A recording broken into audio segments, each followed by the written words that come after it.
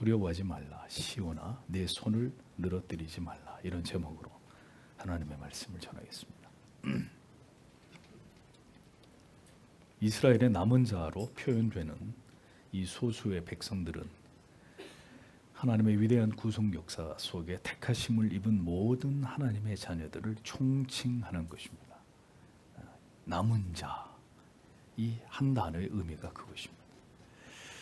이스라엘에게서 난 그들이 다 이스라엘이 아니라고 로마서 9장 6절은 분명히 말씀을 하고 있습니다. 참된 이스라엘은 오직 언약에 속한 자, 예수 그리스도가 구주이심을 믿음으로 그 은혜로 택하심을 입은 자들만이 진정한 하나님의 자녀들이라고 성경은 말씀하고 있습니다. 유대인으로서의 혈통이 구원의 조건이 아니라 그리스도께 연합된 자가 진정으로 구원을 받을 하나님의 자녀임을 성경은 분명히 강조하고 있습니다. 그래서 요한복음 1장 13절은 이는 혈통으로나 육정으로나 사람의 뜻으로 나지 아니하고 오직 하나님께로서 난 자들이니라 라고 말씀하고 있는 것입니다. 구원을 받게 될 하나님의 자녀의 정체성을 분명하게 설명하고 있죠. 선민의 혈통이 구원의 조건이라고 굳게 믿었던 이스라엘 백성들에게 주님이 말씀하신 것입니다. 혈통으로 구원받는다고? 천만에. 오직 하나님의 주권적인 뜻과 그분의 작정과 그분의 계획과 섭리에 의해 거듭난 자들만이, 그리스도의 손을 붙잡게 된 자들만이 구원에 이르게 될 것이라고 분명하게 밝히셨습니다. 제가 여러분들에게 수도 없이 말씀드립니다. 교회 안에는 있으나 형식적인 명목상의 이름뿐인 신앙이 아니라 그리스도의 십자가를 경험한 자들이 진정으로 구원을 받은 신자임을 진리는 한결같이 말씀하고 있습니다. 구원받은 사람은 그 영혼 안에서 딱 두 가지 계명을 쫓아서 평생을 살게 됩니다. 어떻게 하면 하나님을 더 사랑할까? 어떻게 하면 이 추악한 이기심을 버리고 지체들을 더 사랑하면서 살 수 있을까? 평생 이 두 가지를 고민하는 사람입니다. 그들이 바로 모든 시대 가운데 남은 자들이고 영생에 이르게 되는 하나님의 자녀들입니다. 환난의 날이, 최후의 심판의 날이 도래할 때 바로 그 믿음을 가지고 신앙의 고백을 굳게 지킨 자들, 하나님의 보호를 받은 소수의 하나님의 백성들이 결국 구원을 받게 되는 것이고, 이 땅에 존재했던 모든 남은 자들이 주의 재림의 날에 모두 불리움을 받아서 어린 양의 혼인잔치에 참여하게 되는 것입니다. 그러므로 진정한 하나님의 자녀들은 바로 이 진리를 굳게 붙들고 현세가 아닌 내세의 이 소망과 믿음을 가지고 살아가는 사람들입니다. 성령께서 멸망할 세상의 모든 것들이 얼마나 헛되고 허무한 것들인지를 우리에게 매일매일 깨닫게 해주셔서 오직 그리스도를 통해서 받은 십자가의 놀라운 대속의 은혜만을 존귀하게 여기고 겸손한 그리스도인의 삶을 살아갈 수 있기를, 그래서 우리는 매일매일 하나님 앞에 기도해야 되는 것입니다. 이것을 잃어버리면 교회를 다니는 불신자들이 됩니다. 언제나 자기 의를 드러내고 기복적인 물질적인 것들에 눈이 먼 채로 그런 동기로 하나님을 믿다가 결국은 지옥에 가는 엉터리 신자들이 되는 것입니다.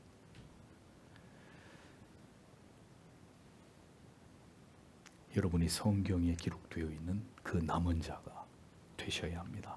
이 진리에 대한 분명한 확증과 마음에 흔들림이 없는 소망과 확신이 더 깊어지고 더 단단해가는 그리스도인들이 되셔야 합니다. 이것이 신앙에서 가장 중요한 핵심입니다. 이러한 진리의 깨달음을 통해서 최후의 날에, 그 날에 대한 소망이 우리 안에 매일매일 충만해져 갈 때 우리는 진정한 기쁨과 감사를 맛보는 삶을 살아갈 수 있고, 모든 것에 초연해서 하나님 앞에서 깨어있는 거룩하고 경건한 삶을 살아가는 일에 온전히 집중할 수 있는 것입니다. 성도 여러분, 세상을 바라보지 마십시오. 하나님의 심판으로 모두 불에 타 멸망해 버릴 세상에 뭘 기대하겠습니까? 세상에 무엇을 보더라도 우리를 기쁘게 하는 일이 없고 이 세상은 지금도 하나님의 심판을 향해 폭주하고 있는 기관차처럼 정신없이 내달려가고 있습니다. 악이 횡횡하고 사람들은 무지하고 몽매한 채로 오늘도 불나방들처럼 멸망의 불꽃으로 뛰어들고 있으며 자신들에게 다가오고 있는 하나님의 두려운 심판을 전혀 깨닫지 못한 채로 살아가고 있습니다. 이러한 진리를 듣고 있는 우리들이라도 깨어나서 하나님을 전심으로 경외하고 마지막 순간까지 복음을 전하고 영혼들을 그리스도께로 인도하는 일에 최선을 다하는 삶을 살아가야 될 것입니다. 지난주에 이어서 하나님께서는 스바냐를 통해서 이제 남은 자들에게 어떤 궁극적인 하나님의 놀라운 은총이 임하게 되는지를 이어서 성경은 계속 말씀하고 있습니다. 14절을 보십시오. 시온에 따라 너는 기뻐 소리쳐라. 이스라엘아 너희는 소리 높여라. 너는 기뻐하라. 그리고 예루살렘에 따라 너는 온 마음으로 기뻐 날뛰어라 라고 기록이 되어 있습니다. 시온의 딸 이스라엘 그리고 예루살렘의 딸 모두 다 종말의 남은 자들 모두 이 땅에 택하심을 입은 하나님의 백성들을 세 단어로 각기 다르게 표현하지만 다 똑같은 의미입니다. 이 세 가지 호칭 뒤에 성경은 이어서 각각 노래할지어다 기쁘게 부를지어다 전심으로 기뻐하며 즐거워할지어다 이렇게 말씀하고 있는 것을 볼 수 있습니다. 노래할지어다 란니라는 말입니다. 크게 기뻐하며 외치는 것을 뜻합니다. 기쁘게 부를지어다 하리우라는 말인데 전쟁에서 승리하고 난 다음에 환희에 차서 외치는 승리의 그 기쁨과 감격을 외치는 것을 가리킵니다. 기뻐하게 즐거워할지어다 시무이 웨알레지라는 말인데 미칠 듯이 즐거워하다 기뻐 날뛰다 이런 뜻입니다. 자 여기서 말씀하는 이런 기뻐하는 감정들은 가벼운 것이 아닙니다. 일상에서 흔히 맛보는 그런 가벼운 정도의 기쁨을 말하는 것이 결코 아니라 마음 깊은 곳으로부터 벅차오르는 기쁨을 가리킵니다. 하나님을 경외하고 사랑한 신자들만 결국 누릴 수 있는 아무에게나 허락된 기쁨이 아니라 뭘 맛있는 걸 먹고 기뻐하고 무슨 뭐 시험에 합격이 돼서 기뻐하고 집을 사게 돼서 기뻐하고 이런 차원의 기쁨이 아니라 생각할 때마다 가슴에서 벅차오르는 기쁨인데 오직 하나님의 사람들에게만 허락되는 기쁨입니다. 이 세 명령어로 된 말씀들을 보십시오. 하나님께서는 모두 구원받은 하나님의 자녀들에게 이 날을 매우 기뻐하라고 이렇게 명령하고 계십니다. 이 날은 하나님께서도 기뻐하실 날일 뿐만 아니라 하나님의 모든 택하심을 입은 백성들이 바로 그날 하나님이 모든 이 땅의 악을 심판하시고 마침내 새 하늘과 새 땅으로 하나님의 백성들을 불러 모아 큰 영광 가운데 우리에게 영생을 허락하시는 바로 그날 형언기 힘든 기쁨의 날이 된다. 하나님의 자녀들에게도 이제껏 어디에서도 맛볼 수 없었던 큰 기쁨을 맛보는 그 날이 될 것이다. 그래서 하나님은 마음껏 기뻐하고 즐거워하라고 말씀하십니다. 주님이 이 세상에 심판으로 오시는 그때는 하나님을 대적하여 모든 악을 일삼던 자들에게는 영원한 멸망의 날이 지극히 두려운 심판의 날이 될 것이지만 이 날만을 기다려오면서 남아있었던 자들 모든 거룩한 하나님의 자녀들에게는 이제껏 누릴 수 없었던 충만한 그 기쁨을 누리게 되는 그 날이 될 것이라고 성경이 말씀합니다. 세상을 심판하는 날은 모든 악을 제하시는 크고 두려운 날만이 아니라 오직 여호와 하나님을 경외하면서 참 믿음으로 이 세상에 있을 때 치열한 영적인 싸움을 싸워 나갔던 모든 하나님의 자녀들에게 궁극의 승리와 환희를 맛보게 되는 위대한 영광의 날이 될 것입니다. 이사야 25장 6절에서 8절은 여호와의 날에 구원받은 하나님의 자녀들에게 베풀어지는 은총이 어떤 것인지 또다시 여기서도 언급을 하고 있습니다. 만군의 여호와께서 이 산에서 만민을 위하여 기름진 것과 오래 저장하였던 포도주로 연회를 베푸시리니 곧 골수가 가득한 기름진 것과 오래 저장하였던 맑은 포도주로 하실 것이며 또 이 산에서 모든 민족의 그 가리워진 면박과 열방의 그 덮인 휘장을 제하시며 사망을 영원히 멸하실 것이라. 주 여호와께서 모든 얼굴에서 눈물을 씻기시며 그 백성의 수치를 온 천하에서 제하시리라. 여호와께서 이같이 말씀하셨느니라 라고 기록하고 있습니다. 그리스도인은 이 궁극의 복을 바라보고 소망하는 사람들입니다. 이 세상에서 먹고 마시고 그것으로 기뻐하고 즐거워하는 것이 아니라 마지막 날 재림의 주이시며 심판의 주로 오시는 예수 그리스도를 통한 최종적인 그 심판이 끝이 나고 비로소 우리에게 주어지게 될 그 영원한 기쁨과 복락을 바라고 소망하면서 이 세상을 살아가는 나그네들입니다. 성도 여러분, 뭘 하시면 즐거우시나요? 이 세상에서 어떤 일을 겪으시면 뛸 듯이 기쁘실까요? 네, 저는 살면서 그런 날을 별로 경험해 보지 못해서 잘 모르겠습니다. 뭘 해야 그렇게 기쁠지. 그저 그 이 땅에서 기쁨이라고 하는 것이 모두 다 순간뿐이더라고요. 그 순간, 하루 이틀, 길어야 한두 달. 좋은 옷을 입고 좋은 음식을 먹고 좋은 곳을 여행하고 다 순간에 지나지 않는 것입니다. 그 순간. 진정한 즐거움과 영혼의 참 기쁨은 우리의 모든 죄가 영원히 사함을 받게 되고 우리가 하나님의 자녀가 되었다는 것, 여기서부터 비롯되는 것입니다. 이 기쁨을 알지 못하는 자, 하나님의 자녀가 될 수 없습니다. 진정한 영혼의 충만한 기쁨은 오직 예수 안에 있고 영원한 생명 안에 있습니다. 세상이 주는 기쁨과 즐거움과 환희는 그 궁극의 것에 비교조차 할 수 없는 모두 한순간에 지나는 것들일 뿐입니다. 곧 터져버릴 비눗방울처럼 절대로 오래가지 못하는 것들입니다. 성도 여러분, 짧은 세상을 지나가는 동안 부디 이 성경이 말씀하고 있는 영혼의 궁극의 기쁨, 참된 즐거움과 그 환희를 구하는 자들이 되십시오. 그것은 진실로 그리스도 예수 안에만 존재합니다. 오직 하나님 안에 진리의 참된 진리의 말씀 안에만 담겨 있습니다. 다 알려드리잖아요. 이 안에 있다고. 그럼 어떻게 해야 돼요? 부지런히 파야죠. 이 안에 그 참 기쁨과 참 위로와 참 평강이 희락이 있다고 말씀을 드리면 부지런히 이 말씀을 파야 될 거 아닙니까? 마침내 우리에게 도래하게 될 최후의 심판의 날, 그 너머에 우리가 7, 80년 인생을 살면서 단 한 번도 겪어보지 못한 진정한 기쁨이 우리를 기다리고 있습니다.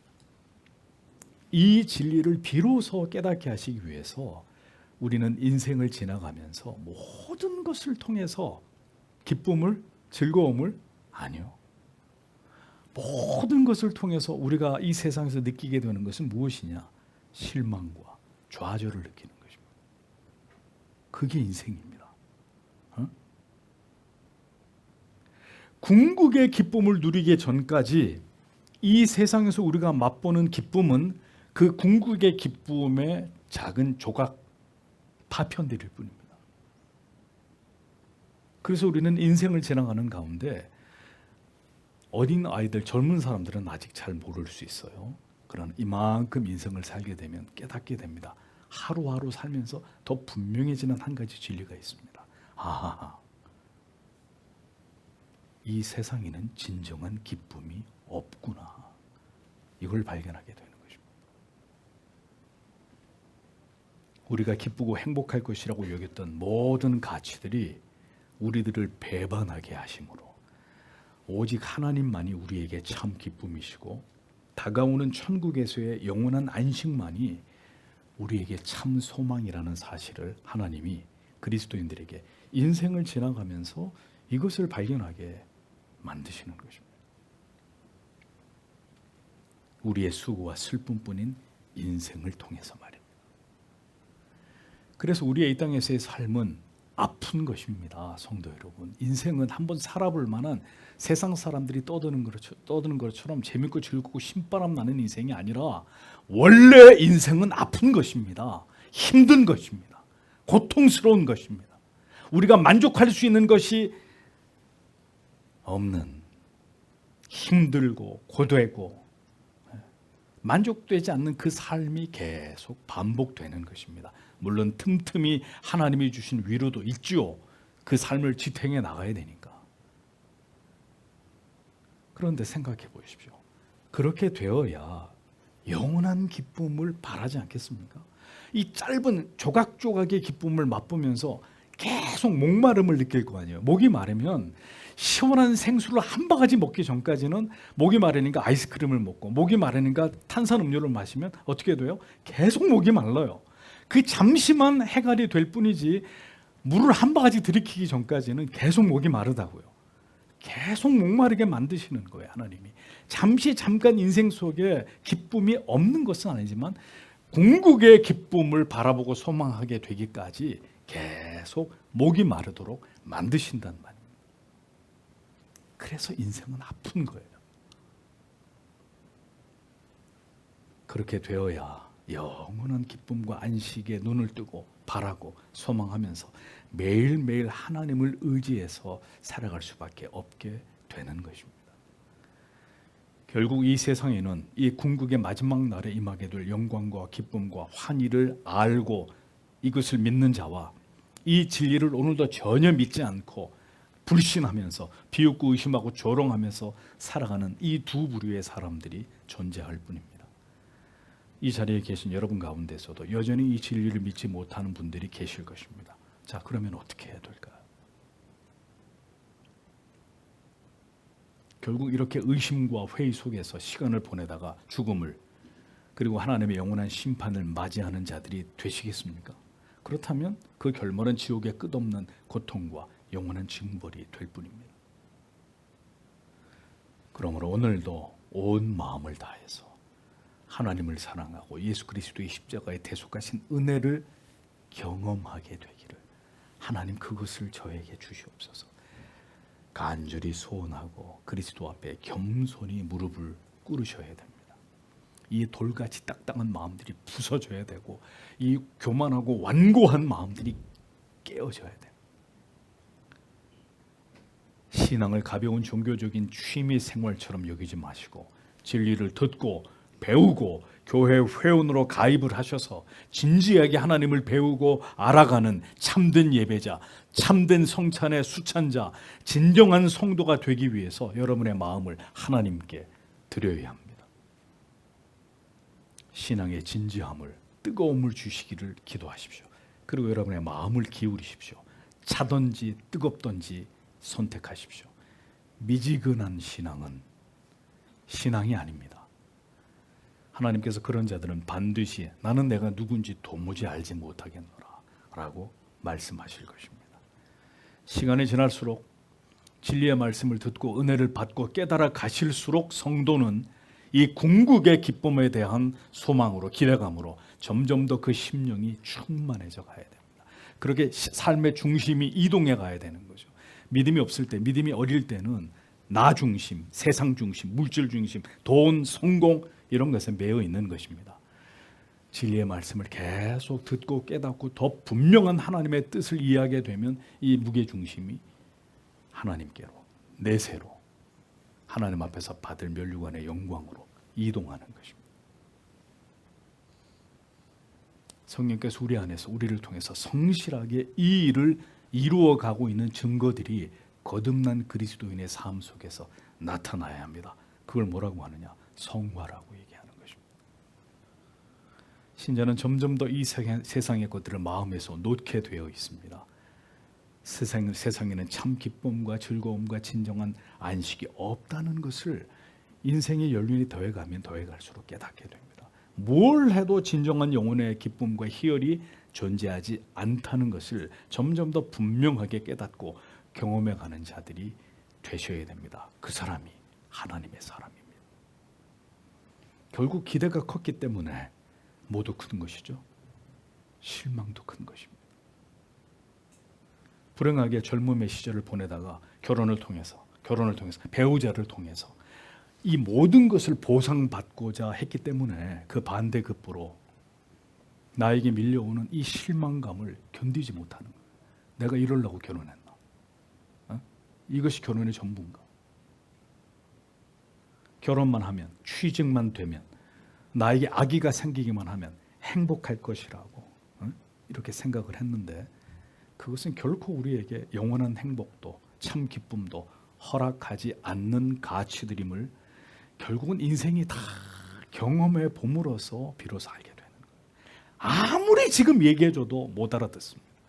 결국 전적으로 타락하고 부패한 인생들이 인생길을 따박따박 걸어가면서 이것도 경험하고 저것도 경험하고 하나하나 경험해 감으로써 깨닫게 되는 거예요. 우리의 자아는 우리가 그리스도 밖에서 품고 기대했던 모든 것들은 다 무너져야 됩니다. 우리는 더 많이 깨어지고 더 많이 패이고 더 많이 실망하고 더 많이 좌절해야 됩니다.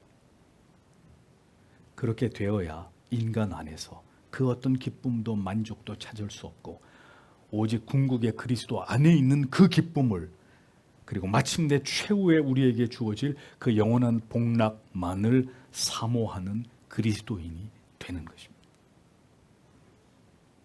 내가 깨어질수록 내 안에 오직 그리스도가 빛이 나시게 됩니다. 우린 지금 그것을 배워가고 깨달아가고 있는 중입니다. 진리를 올바로 정확하게 깊이 깨닫고 이해하고 그것이 우리의 믿음으로 우리 안에 성도 여러분 차곡차곡 쌓여져 가고 있는지를 보십시오.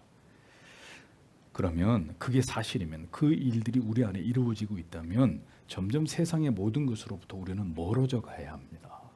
먹을 것과 입을 것, 우리가 살아가야 될 집, 성공, 부명의 인기, 우리 외모에 대한 집착, 세상이 주는 어떤 말초적인 즐거움들, 소위 우리가 행복이라고 생각하는 모든 조각난 가치들, 그 모든 것들이 다 부질 없음을 성도는 점점 그 마음에 분명하게 느끼고 깨달아가야 합니다. 그러니까 결국 하나님의 뜻은 하나님을 바라보게 하기 위함이잖아요. 영원한 나라를 바라보게 함에 있잖아요. 이 땅에서의 영광이 아니라 하나님의 나라에서의 영광을 소망하게 함이 하나님이 우리에게 바라시는 바 아닙니까? 그럼 그렇게 되어져 가야 된다는 것입니다. 인생의 이 모든 것들은, 인생의 이 모든 시간들은, 이 모든 우리가 하나님을 알지 못할 때, 우리의 믿음이 연약할 때 이 세상에서 추구하고 사모했던, 집착했던 것들을 하나하나 포기하는 훈련의 과정입니다. 이 세상에 우리가 원하는 궁극의 기쁨이 존재하지 않는다는 것을 깨닫게 하시기 위한 긴 여정이 우리의 인생입니다. 그런 일이 우리의 죄악된 심령 속에서 일어나야 우리는 본향을 더 그리워하게 되어 있기 때문에 하나님이 그 일들을 우리 안에서 하십니다. 잊지 마십시오. 그래서 인생은 힘든 것이다. 힘들지 않은 인생은 그리스도인들에게 존재하지 않는다. 간혹 하나님께서 우리에게 베푸시는 넘치는 위로와 때로 어떤 일들을 형통케 하시고 우리의 간절히 원하는 바가 이루어지게 하심으로 하나님이 우리에게 기쁨을 주실 때도 있습니다. 하지만 착각해서는 안 됩니다. 그것은 궁극의 위로도 기쁨도 아닙니다. 하나님이 우리를 사랑하시고 그 자녀들을 귀히 여기시며 그 모든 필요를 공급하고 계시는 우리에게 선하신 아버지이심을 때때로 우리 인생들에게 깨닫게 하시고 체험하게 하시는 하나님의 은혜에 불과한 것입니다. 그러한 이 땅에서 맛보는 즐거움과 형통, 바라는 것이 이루어지고 우리가 원하는 것을 얻게 되는 경험들을 통해서 우리에게 선하신 하나님이 되신다는 것을 더 진실되게 우리가 깨닫고 그 하나님을 사랑하도록 하나님이 그것을 우리에게 원하시는 것이고 이 땅에서 이러한 하나님께로부터 말미암아 공급되는 것들로 인한 기쁨과 행복이 이토록 우리를 잠시라도 기쁘게 하는 것이라면 영원한 하나님의 나라에서 우리가 얻게 될 우리에게 약속해 주신 그날의 그 기쁨은 얼마나 크고 놀라운 것이 될지를 소망하고 기대하게 만드시는 예고편, 맛보기 정도에 불과하다는 것을 경건한 그리스도인들은 언제나 기억해야 되는 것입니다. 그날에 우리에게 주어지는 이 참된 기쁨과 즐거움을 성경이 이렇게 우리들에게 강조해서 말씀하고 있는 것입니다. 이 소망을 품고 이 소망을 우리의 심령에 더 확고하게 채워주시기를 우리는 기도해야 됩니다. 그렇게 되면 성도 여러분, 절대로 우리가 이 멸망으로 치닫는 세상을 바라보면서 낙심하거나 절망하지 않을 수 있습니다. 궁극의 이 소망이 우리와 우리의 자녀들의 마음속에 풍성히 채워지기를 오늘도 간절히 기도하는 우리들이 되어야 하리라고 믿습니다. 이어지는 말씀에서 왜 마지막 날에 하나님의 자녀들은 그토록 즐거워하고 기뻐할 수밖에 없는지를 말씀합니다. 15절에 여호와께서 너의 심판들을 제거하셨다. 그분께서 네 원수들을 쫓아버리셨다. 이스라엘 왕 여호와께서 너의 가운데 계신다. 내가 다시 환난으로 두려워하지 않을 것이다 라고 기록되어 있습니다. 여호와가 너의 형벌을 제하셨다. 형벌, 미슈파트, 법정에서 법정 소송이나 법적 판단을 가리키는데, 이것은 결국 죄악으로 인해 우리가 받아야 됐던 모든 징벌이 무죄, 사면됐다는 겁니다. 사해졌다는 것입니다. 전적으로 타락하고 부패한 인간이 하나님의 언약을 깨뜨리고 하나님을 거역함으로 인해서 영원히 벌을 받아야만 했던 그 하나님의 공의의 징계로부터 구원을 받은 하나님의 자녀들은 영원히 그런데 그 형벌로부터 사함을 받은 자들이 되었다라는 이야기입니다. 이게 무슨 의미입니까? 여러분, 사형수가 있습니다. 사형수는 보통 죽을 날이 언제인지 가르쳐 주지 않잖아요. 언제 자기가 죽을지 몰라요. 다만 자기가 사형수라는 것만 알고 있죠. 죽을 날을 하염없이 기다리고 있는데 어느 날 집행이 정지가 되고 사면을 받게 됩니다. 그리고 출소를 하게 됩니다. 당신은 사형수였는데 모든 당신의 죄를 사면하고 당신은 이제 자유요. 죽을 날만 기다리던 사형수가 그 죄가 사해짐으로 인해서 다시 살 수 있게 되어서 자유를 되찾게 됐다면 이게 얼마나 기쁜 일이겠습니까? 우리는 언제나 주 앞에 나갈 때마다 비록 우리가 여전히 넘어지고 쓰러지고 죄악에 패배하는 삶을 살아가고 있는 존재에 불구할지라도 바로 이 진리를 잊어버리면 안 됩니다. 우리는 영원히 우리의 죄적으로부터 사함을 받은 자들이라. 이 진리를 의심해서는 안 됩니다. 다만 이 진리를 곡해해서 마음대로 죄를 지어도 나는 모든 죄를 용서받았다는 그릇된 이해를 통해서 방종의 삶을 살아가는 사람은 구원받은 그리스도인이 아닙니다. 우리는 영원히 죄사함을 받은 자들입니다. 이 모든 것이 전적인 일방적인 하나님의 은혜로 인한 일이기에 우리는 이 같은 하나님의 놀라운 사랑과 긍휼과 자비 앞에서 감사할 수밖에 없고 감격할 수밖에 없는 것입니다. 매일매일 넘어지고 죄를 짓는 우리 자신을 보십시오. 그런데도 예수 그리스도께서 나의 구주 되심을 믿고 의지하게 하심으로 구원에 이르게 하시고 우리의 모든 죄를 대속하신 그리스도의 십자가의 은혜에 감사치 않는다면 그 사람은 거듭난 그리스도인이 아닌 거예요. 죄에 대해서 둔감하고 죄 용서에 대한 감사에 있어 아직 형식적이거나 피상적이라는 것은 아직 십자가를 경험하지 못했다는 증거입니다. 그럼 어떻게 해야 될까요? 하나님의 은혜를 베풀어 주셔야 되겠지만 그렇다면 전혀 간절하지도 절박하지도 않은 마음으로 뭐 어떻게 되겠지 이런 지극히 가벼운 마음으로 시간만 계속 흘려보내고 있어야 할까요? 언제나 말씀드리지만 그리스도를 만나기 위한 애통함, 간절함으로 자기를 낮추는 겸비함을 하나님께 보여야 합니다. 물론 이것도 성령이 그의 마음을 그렇게 낮추셔야 가능한 일이죠. 그런 마음의 변화가 일어나야만 합니다. 그 사람이 거듭난 그리스도인이 될 수 있습니다.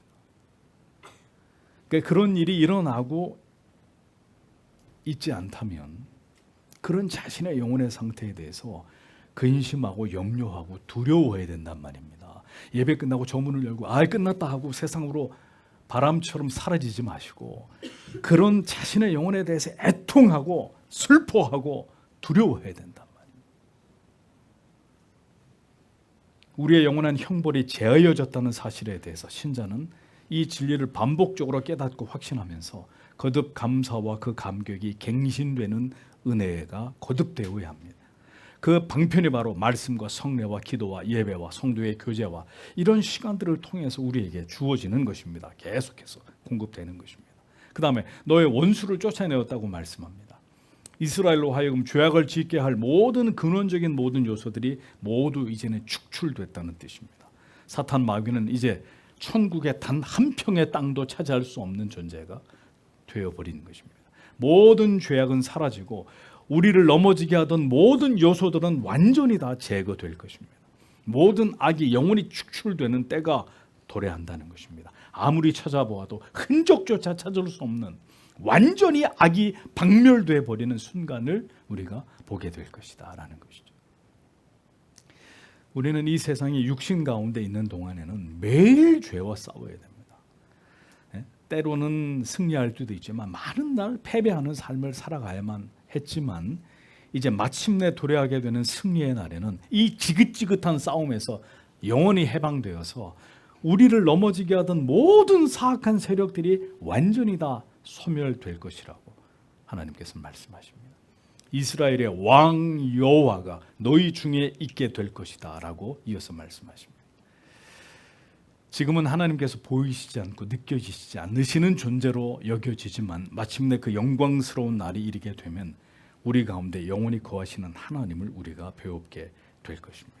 하나님은 이 땅에 우리 가운데 함께 하시는 임마누엘의 주님으로 이 땅에 오시지 않았습니까? 고린도전서 13장 12절은 말씀합니다. 우리가 이제는 거울로 보는 것 같이 희미하나 그때에는 얼굴과 얼굴을 대하여 볼 것이요 이제는 내가 부분적으로 하나 그때는 주께서 나를 아시는 것과 같이 내가 온전히 하나님을 알게 될 것이라고 말씀하고 있습니다. 우리 가운데 계시는 하나님을 배우게 되는 날이 온다. 그토록 노력해도 우리가 온전히 하나님의 법을 지킬 수 없어서 숱하게 많은 날 좌절하고 괴로워하고 슬퍼했지만 마침내 그 날이 이르게 되면 이제 다시 타락하기 이전에 인간처럼 우리는 온전히 우리 가운데 거하시는 하나님의 뜻을 온전히 깨닫고 분별하고 거기에 순종하고 복종하면서 하나님의 뜻대로만 살아가는 존재로 바뀌어지게 되는 것입니다. 저는 그 날이 너무도 기대가 됩니다. 이렇게 쉽게 죄의 유혹에 넘어지고 굴복하던 우리가 이제는 모든 죄악의 유혹이나 공격으로부터 벗어나서 하나님 아버지의 뜻에 완전히 복종할 수 있는, 완전히 하나님께 순종하면서 하나님의 뜻대로 살아가는 존재가 된다. 얼마나 이게 기쁜 날입니까? 얼마나 기다려지는 날입니까? 이제는 죄를 지을 일이 없는 그런 우리의 상태가 된다. 넘어지고 쓰러졌던 우리의 모든 과거는 이제 기억조차 할 필요가 없게 되고 어떤 죄의식도 죄책감도 존재하지 않는 온전히 하나님을 기쁘시게 해드리면서 나의 모든 것이 하나님께 기쁨이 되어드릴 수 있는 존재로 이제 하나님 앞에서 살아가게 되는 때가 도래한다는 것.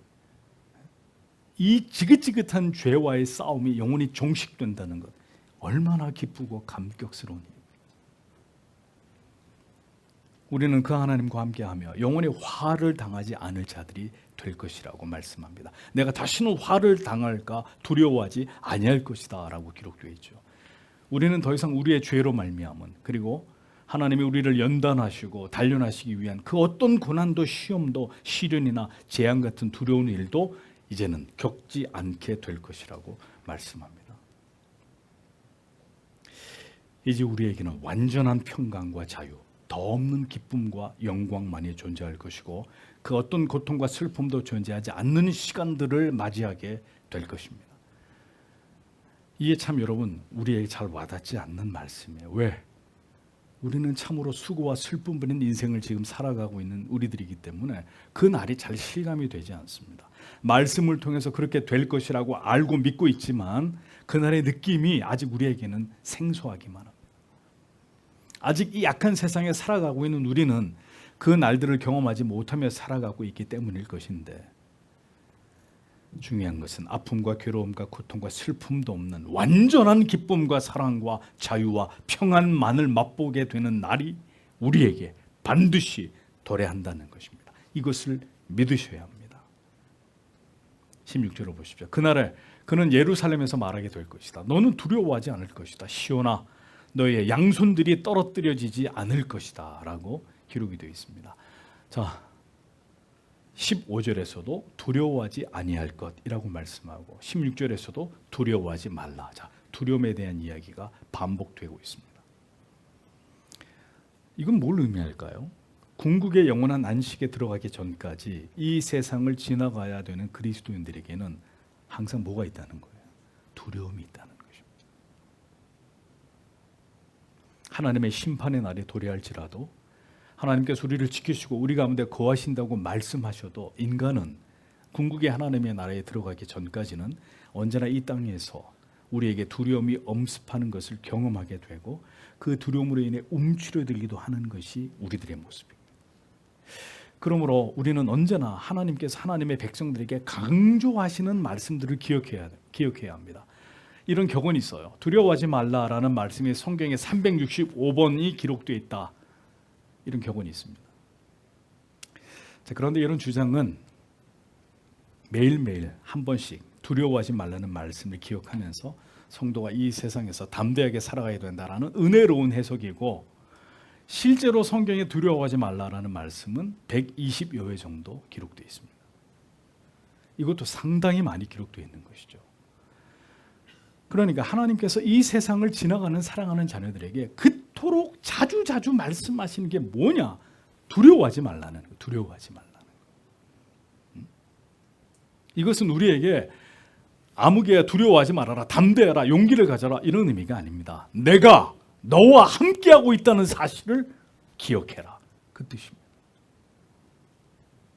두려워할 수밖에 없는 이 세상에서 신자는 세상과 세상의 권력과 돈의 막강한 힘을, 사람들을 두려워할 게 아니라, 전쟁과 질병과 고독과 죽음을 두려워할 것이 아니라 모든 날들 가운데 우리와 함께 하시는 그 하나님을 찾고 의지하고 그 하나님과 동행함으로 이 세상을 넉넉히 이기는 믿음의 사람들이 되라는 뜻입니다. 그것이 두려워하지 말라라는 말씀의 의미입니다. 마태복음 1장 23절은 보라, 처녀가 잉태하여 아들을 낳을 것이요 그 이름은 임마누엘이라 하리니 이를 번역한즉 하나님이 우리와 함께 계시다 함이라. 마태복음 1장에 기록되어 있는 말씀이에요. 자, 마태복음 마지막 장 마지막 절에 가면 어떤 말씀이 기록되어 있죠? 내가 너에게 분부한 모든 것을 가르쳐 지키게 하라. 볼지어다 내가 세상 끝날까지 너희와 항상 함께 있으리라 하시니라 라고 기록되어 있습니다. 우리와 함께 하시는 하나님께서 세상 끝날까지 함께 하시겠다. 이것이 마태복음의 주제입니다. 마태복음의 시작과 끝입니다. 임마누엘 되시는 하나님이 세상 끝날까지 너희와 함께한다. 성경은 두려워하지 말라는 말씀으로 가득 차 있습니다. 가장 유명한 말씀 이사야 41장 10절에서 13절 두려워 말라. 내가 너와 함께함이니라. 놀라지 말라. 나는 내 하나님이 됨이니라.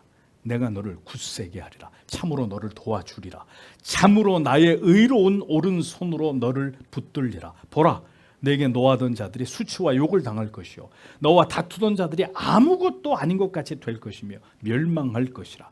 내가 찾아도 너와 싸우던 자들을 만나지 못할 것이요 너를 치는 자들은 아무것도 아닌 것 같이 허무한 것이 되리니 이는 나 여호와 너의 하나님이 내 오른손을 붙들고 내게 이르기를 두려워 말라. 내가 너를 도우리라 할 것임이니라.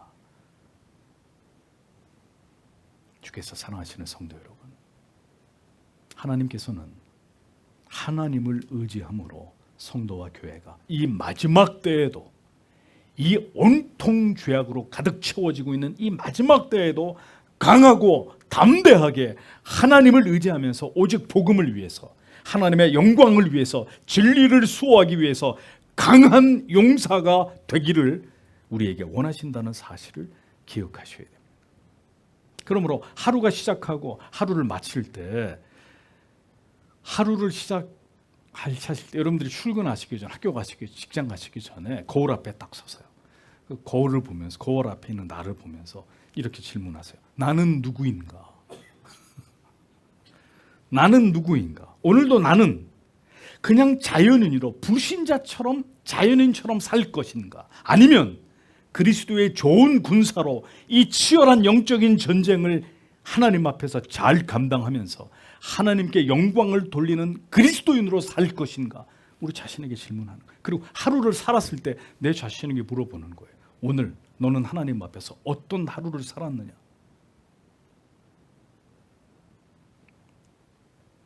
화를 참으시고 친절히 대하시고 희생하시고 섬기시고 부드러운 말로 남편과 아내에게 온유한 말을 하시고 먹는 것에 자는 것에 절제하시고 자녀들을 위해 기도하시고 자녀들에게 성경과 경건한 책들을 읽어주시고 여러분이 그렇게 하루를 마감했다면 여러분은 오늘도 승리한 그리스도인이 된 것입니다. 다른 게 승리가 아니라 승리가 대단한 게 아니라 악하고 불의하고 음란한 것을 멀리하면서 그 유혹을 하나님을 경외하고 진리를 사랑함으로 뿌리친 것이 승리입니다. 세상의 모든 악한 것들을 멀리하고 경건에 진력하는 그 하루하루가 승리하는 그리스도인의 삶을 살아가는 것입니다. 넘어지고 쓰러질지라도 십자가를 붙들고 오직 그리스도만을 바라보면서 그리스도인의 삶을 하루하루 살아내는 것이 바로 승리하는 삶이라는 사실을 잊지 마십시오. 손을 늘어뜨리다. 이게 뭐예요? 절망하고 낙심하는 태도를 가리킵니다. 아예 될 대로더라. 난 모르겠다 이제. 절망하고 낙심하는 태도. 절망과 낙심과 두려움과 염려는 다 어디에서 비롯됩니까? 우리 마음에서 비롯됩니다. 그러나 우리의 마음에는 누가 계십니까? 주님이 계십니다. 그렇다면 주님이 우리 안에 거하시는데도 두려워하고 걱정하고 염려하는 것은 주님을 머리로 알기는 해도 믿지는 않고 있다는 뜻이 되는 거죠. 이 온 우주의 주인이 우리와 함께 하심에도 불구하고 두려워하고 근심하고 염려한다면 이걸 어떻게 설명할 수 있을까요? 그런데 영혼의 상태를 어떻게 설명할 수 있어? 우리의 믿음이 뒤로 물러갔거나 아니면 우리의 믿음이 연약하다는 이야기죠. 믿음이 바닥이 났다는 뜻일 것입니다. 모든 일들이 오늘도 하나님의 주권과 섭리 속에서 진행되고 있고 이루어지고 있고 소멸됩니다. 역사의 흥망성쇠와 인간의 생사화복이 하나님의 손 위에 있습니다. 그렇다면 이 세상을 살아가는 하나님의 자녀들은 어떤 마음과 태도를 가지고 살아가는 자들이 되어야겠습니까? 궁극의 영원한 승리와 절대적인 평안과 영원한 안식과 하나님의 동행을 약속해 주시는 이 진리 앞에서 성도와 교회는 어떤 믿음의 자세로 하나님을 바라보면서 신앙해야 되겠습니까? 입만 열면 이 절망적인 세상과 부패한 정치인들을 성토하고 욕하고 서로 미워하고 갈등하고 싸우고 분노하는 일로 우리의 시간을 다 허비해야 되겠습니까?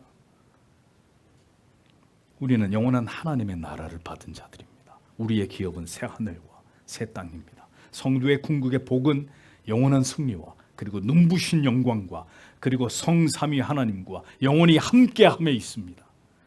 죄악도 슬픔도 악도 유혹도 고통도 절망도 없는 그 완전한 곳에서 완전한 기쁨과 희열 속에서 하나님과 함께 영광 가운데 살아가는 것입니다. 그것을 알고 믿고 소망하기에 이 땅에서 우리는 오직 모든 일에 하나님의 일꾼으로 자처하여 많이 견디는 것과 환난과 궁핍과 고난과 매맞음과 갇힘과 요란한 것과 수고로움과 자지 못함과 먹지 못함과 깨끗함과 지식과 오래 참음과 자비함과 성령의 감화와 거짓이 없는 사랑과 진리의 말씀과 하나님의 능력 안에 있어 의의 병기로 좌우되고 영광과 욕됨으로 말미암으며 악한 이름과 아름다운 이름으로 말미암으며 속이는 자 같으나 참되고 무명한 자 같으나 유명한 자요 죽은 자 같으나 보라 우리가 살고 징계를 받은 자 같으나 죽임을 당하지 아니하고 근심하는 자 같으나 항상 기뻐하고 가난한 자 같으나 많은 사람을 부유하게 하고 아무것도 없는 자 같으나 모든 것을 가진 자로 이 세상을 살아가는 자들이 되어야 한다고 고린도후서 6장은 이것이 거듭난 그리스도인의 삶이라고 가르쳐주고 있는 것입니다. 이것이 신자됨의 진정한 영광입니다. 마지막 때를 살아가는 성도 여러분, 우리에게 두려운 일이 있을 것입니다. 지금도 이 나라의 미래나 우리의 자녀들의 앞날을 생각하면 걱정과 근심이 태산 같으실 겁니다. 그러나 우리가 염려하고 근심함으로 무엇을 할 수 있습니까? 주님은 우리에게 염려하지 말라고, 두려워하지 말라고 말씀하셨습니다. 염려하여 이르기를 우리가 무엇을 먹을까, 무엇을 마실까, 무엇을 입을까 하지 말라라고 말씀했습니다. 결국 염려를 왜 하는 거죠, 우리가? 우리의 삶에 대한 애착 때문에 염려하는 거예요. 아닙니까? 우리의 자유가 억압당하고 우리가 박해를 받고 우리의 어린 자녀들의 삶이 불행해질 것에 대한 모든 염려는 우리의 현실에 있는 것입니다. 잘 살아보려고 하니까 염려하게 되는 것이죠. 걱정하게 되는 것입니다. 그러나 성도 여러분, 살려고 하지 않고 죽고자 한다면요, 영원한 하나님의 나라를 견고하게 소망한다면 사실 이 염려의 문제는 사라집니다. 죽음으로써 더 큰 행복과 기쁨과 영광이 있음을 우리가 분명히 믿는다면 살아야 한다는 이유 때문에 빚어지는 모든 걱정과 근심과 두려움으로부터 우리는 자유로워질 수 있습니다. 살아야 된다고 생각하니까 모든 게 다 걱정이고 염려고 근심이에요. 그리스도인들은 하나님을 온전히 신뢰하고 의지하면서 구원의 확신과 내세의 소망을 가지고 이 세상이 감당할 수 없는 삶을 살아가는 사람들입니다. 그리스도인들이 이 세상 사람들이 우리를 그리스도인들을 볼 때 우리는 누구죠? 누굽니까? 우리는 stranger, 이방인들입니다. 이방인들. 우리하고 아주 친밀한 사람이 아니라 아주 낯선 사람들. 저기 사람이야, 외계인이야, 괴물이야, 뭐야. 아주 낯선 존재들이 그리스도인들이, 세상 사람들이 볼 때 우리를 그렇게 보는 거예요. 도저히 이해할 수 없는 사람들, 그들이 그리스도인들입니다. 이 세상이 우리의 정체성입니다. 그렇게 보여줘야 하고 그렇게 되어야 그가 그리스도인입니다. 한마디로 도저히 이해할 수 없는 사람들, 이상한 사람들. 세상 사람들이 볼 때 여러분 충분히 이해가 되고 심지어 아주 멋있어 보이고 아주 말이 잘 통하는, 아주 이 시대의 현명한, 이 시대 정신과 부합한 아주 멋있는 사람으로 그리스도인들이 보여진다. 문제가 있는 것입니다. 이를테면 예를 들면 교회를 다니는 회사의 대표가 있습니다. 그 사람 회사 대표에 교회 다니시는 분인데, 자, 술도 잘 드시고 뭐 노래방 가면 젊은이들 노래 다 따라 부릅니다. 직원들 엄청 잘 이해해 줍니다. 자, 그분이 교회 장로님이에요. 그러면 그 회사 사람들이, 직원들이 그 회사의 장로님이신 그 회사의 대표를 좋아할까요? 싫어할까요? 엄청 좋아할 겁니다. 그래서 이렇게 생각할 거예요. 아, 모든 그리스도인들이 우리 회사 대표 같으면 다 좋겠다. 진짜 멋있는 그리스도인이야. 이렇게 얘기할 겁니다. 자, 그런데 하나님이 보실 때는 어떨까요? 그는 신실한, 하나님을 경외하는, 하나님을 사랑하는 그리스도인입니까? 이상해야 됩니다. 도무지 이해할 수 없는 인생관, 세계관, 물질관, 결혼관, 자녀 교육관을 가진 그들이 그리스도인들입니다. 세상 사람들이 부러워하는 것들도, 그리고 그들이 지극히 염려하며 두려워하는 모든 것들도 모두 조용히 비웃으면서, 소리내게 비웃으면 안 돼요. 혼자 씩 웃으면서, 비웃으면서 자기들에게 정해진 그 길을, 성경이 말씀하는 그 길을 묵묵히 걸어가는 사람들, 그들이 바로 그리스도인들입니다. 우리는 왜 자꾸 세상의 이해를 구하고 세상 사람들이 볼 때 멋진 사람들이 되려고 할까요? 세상 사람들에게 왜 교회가 잘 보이기 위해서 아첨을 떨어야 되고 아부를 하고 그들의 기준에 모든 것을 맞추어 주는, 그래서 거룩과 순결을 포기해버리는 이런 짓들을 하는 것입니까? 무엇이 그렇게 두려운 것입니까? 살아남으려니까 그러는 거예요. 교회가 세상에 빌붙어가지고 어떻게든 살아남으려고 하니까 비겁해지는 거죠. 두려우니까. 그렇게 해서라도 세상의 미움과 증오와 무관심을 피하려고 하는 것이죠. 그렇게 이 세상에 살았던 그리스도인을 성경에서 단 한 명이라도 저에게 말씀해 줘 보십시오. 그런 그리스도 있는지 이 성경 안에. 그것은 신앙이 아닙니다. 하나님이 우리와 함께 하심을 믿고 우리는 그 계명과 율례와 법도를 지키면서 세상 사람들이 비웃고 조롱하는 그 좁은 길로 행하는 하나님의 나라의 백성들로 우리는 이 세상에서 살아가고 있는 사람들입니다. 우리는 이 세상이 아니라 온 우주의 왕의 명령을 따르는 자들입니다. 그리고 그렇게 우리의 사명을 따라 살아가다가 영원한 나라로 다시 돌아가게 될 자들이 바로 신자들입니다. 그것이 우리가 존재하는 이유이고 목적입니다. 그런 자들에게 오늘의 이 모든 진리는 영원한 약속을 허락하고 있는 것입니다. 성도 여러분, 무엇이 믿음인지를 생각하십시오. 우리는 무엇을 위해서 사는 존재들인지를 진리의 말씀을 통해 사유하시고 또 사유하시고 또 사유하십시오. 지금 우리는 이 진리를 따라 바른 길을 걸어가고 있는지를 확인하고 또 확인하십시오. 그 길 끝에만 영원한 소망과 약속이 있다는 사실을 잊지 마십시오. 우리 모두 다 그날에 이 영광과 기쁨을 누리는 자들이 되어야 하지 않겠습니까? 손을 늘어뜨리지 마십시오. 이 지엄한 하나님의 말씀을 들으면서 여러분의 거룩한 소망을 굳게 붙드십시오. 지금은 전투를 앞둔 군사들이 칼과 방패를 닦고 투구와 허리띠를 조이고 무장을 할 때입니다. 영적으로 해이해지지 않도록 서로를 독려하십시오. 다른 것에 마음을 빼앗기지 않도록 성도 여러분, 영적인 스크럼을 짜고 누가 낙오되든 그를 붙들어주고 그를 위해서 기도해 주십시오. 우리가 누구이고 어떤 사명을 받아서 이 시대에 하나님의 자녀로 부름을 받았는지를 기억하십시오. 우리에게 무엇이 가장 우선순위가 되어야 되는지를 잊지 마십시오. 오늘도 우리가 받은 이 진리의 말씀이 우리의 남은 생애를 움직여가는 원동력이 될 수 있기를 간절히 소망하십시오. 성경에 두려워하지 말라 시온아 내 손을 늘어뜨리지 말라라고 말씀했습니다. 시온아 대신 여러분의 이름을 집어넣으십시오. 두려워하지 말라 아무개야 내 손을 늘어뜨리지 말라. 오늘도 우리에게 주시는 이 하나님의 말씀을 굳게 붙들면서 하나님 앞에 다 함께 기도하도록